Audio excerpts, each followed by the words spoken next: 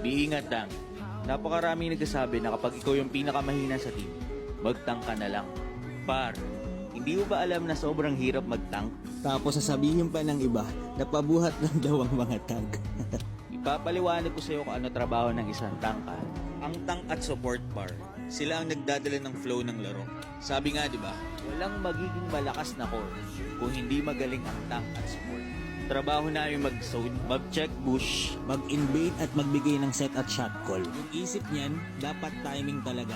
Kasi kapag pumasok siya, alam niya na mayroong follow-up sa mga set niya. Ang mindset ng mga tank guys, isip namin kung paano hindi mababaho, mapoprotektahan at makakapagbigay ng magandang pick-off para lumakas ang kakampi namin.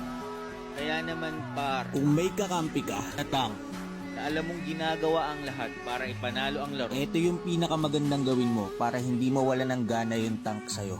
Pag nag-i-invade siya,